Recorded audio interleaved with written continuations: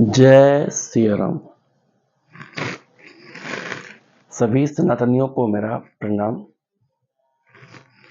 तो मित्रों, जैसा कि आपको पता है कि हमारी कोशिश है कि हर घर श्री रामचरितमानस पढ़ा जाए, और इस कोशिश में मैं लगा हुआ हूँ। और आपको पता है, मैं ये बात हर रोज बोलता हूँ, और इस कोशिश में मैं तब तक लगा रहूंगा जब तक हर घर श्री रामचरितमानस, हर बच्चा, आपके घर का हर व्यक्ति, जब तक हमारे हिंदुस्तान का हर बच्चा, हर व्यक्ति जब तक श्री रामचरितमानस पढ़ना स्टार्ट नहीं कर देता, तब तक मैं इस कोशिश में मैं लगा रहूंगा और डेली श्री रामचरितमानस की इस पहल को मैं करता रहूंगा। तो मित्रों, आइए इसी के साथ श्री रामचरितमानस की शुरुआत करते हैं। जय सिया राम। तदपि असंका कीन्हु सोई, कहत सुनत सब करहित होई। जिन हरि कथा सुनी नहीं काना, श्रवण रंध्र अहि भवन समाना। फिर भी तुमने इसलिए वही पुरानी शंका की है। इस प्रसंग के कहने सुनने से सबका कल्याण होगा। जिन्होंने अपने कानों से भगवान की कथा नहीं सुनी, उनके कानों के छिद्र सांप के बिल के समान हैं।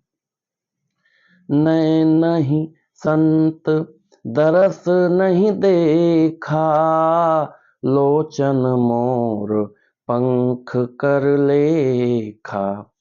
ते सिर कटु तुम्बरि समतूला, जे नमत हरि गुरुपद मूला। जिन्होंने अपने नेत्रों से संतों के दर्शन नहीं किए, उनके वे नेत्र मोर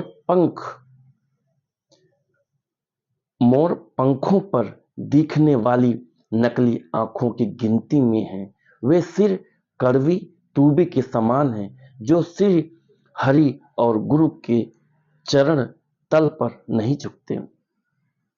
जिन्हें हरि भगति हृदय नहीं आनी, जीवत सौ समान तेह प्राणी। जो नहीं करई राम गुण गाना, जी है सुदादुर जी है समाना। जिन्होंने भगवान की भक्ति को अपने हृदय में स्थान नहीं दिया, वे प्राणी जीते हुए ही मुर्दे के समान हैं। जो जीभ श्री रामचंद्र जी के गुणों का गान नहीं करती, वह मेढक की जीभ के समान है। जिन्होंने भगवान की भक्ति को अपने हृदय में स्थान नहीं दिया, वे प्राणी जीते हुए ही मुर्दे के समान हैं। जो जीभ श्री रामचंद्र जी के गुणों का गान नहीं करती, वह मेढक की जीभ के समान है। भगवान भोले शंकर कह रहे हैं कि जिन्होंने भगवान की भक्ति को अपने हृदय में स्थान नहीं दिया, वे प्राणी जीते हुए ही मुर्दे के समान हैं। जो जीव श्री रामचंद्र जी के गुणों का गान नहीं करती, वह मेढक की जीव के समान है। मतलब मेढक के समान आप टर टर कर रहे हो अगर आपने भगवान की भक्ति नहीं की, अगर आपने भगवान का नाम नहीं लिया, अगर आपने श्री रामचरितमानस नहीं पढ़ा। तो ये मान के चलिएगा कि जो श्री रामचरितमानस पढ़ता है, पता नहीं कितने जन्मों के बाद ये सौभाग्य हमें मिला है कि हम भगवान प्रभु श्री राम का नाम ले सकते हैं। आपको पता है, जानवर कभी भी श्री रामचरितमानस नहीं पढ़ सकता, जानवर कभी राम का नाम नहीं ले सकता। ईश्वर ने हमें पता नहीं कितने कर्म हमने अच्छे किए होंगे, तब हमें जाके इंसान रूपी जन्म मिला है और हम बोल सकते हैं। आपको पता है कितने इंसान हैं धरती पर, इंसान भी नहीं बोल सकते, नाम नहीं ले सकते। तो आपको इस लायक ईश्वर ने बनाया है, तो कोशिश करिए, राम का नाम लीजिए और श्री रामचरितमानस आप डेली पढ़िए। कुलिस कठोर निठुर सोई छाती, सुनि हरि चरित न जो हर साती। गिरिजा सुनहु राम कै लीला, सुरहित धनुज विमोहन शीला। वह हृदय वज्र के समान कड़ा और निष्ठुर है।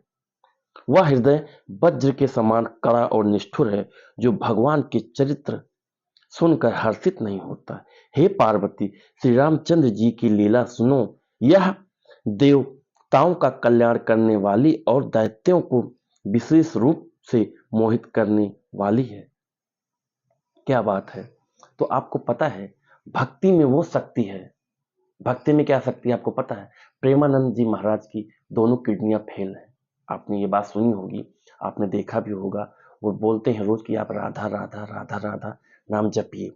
तो आप ये सोचिए कि प्रभु की शक्ति, आपको पता है ये हमारे शरीर में जो श्वास है, जो प्राण है, सब प्रभु की ही देन है।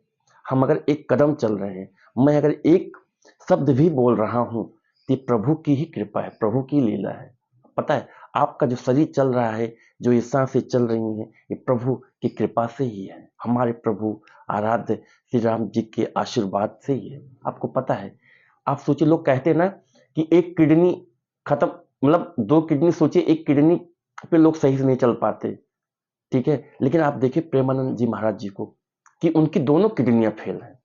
ऐसा मानना है कि दोनों किडनियां फेल हैं उनकी, फिर भी वो कितने स्वस्थ हैं, प्रभु का गुणगान कर रहे हैं। तो प्रभु की भक्ति में वो शक्ति है।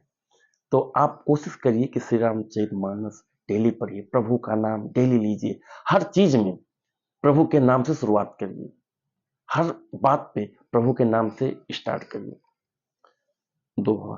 राम कथा सुर धेनु सम, सेवत सब सुखदान, सत समाज सुरलोक सब, को न सुने अस जान। श्री रामचंद्र जी की कथा कामधेनु के समान सेवा करने से सब सुखों को देने वाली है, और सत्पुरुषों के समान ही सब देवताओं के लोक हैं। ऐसा जानकर इसे कौन ना सुनेगा। राम कथा सुंदर कर तारी, संशय बिहग उड़ा वो निहारी। राम कथा कलि विपट कुठारी, सादर सुन गिरी राजकुमारी। श्री रामचंद्र जी की कथा हाथ की सुंदर ताली है, जो संदेह रूपी पक्षियों को उड़ा देती है।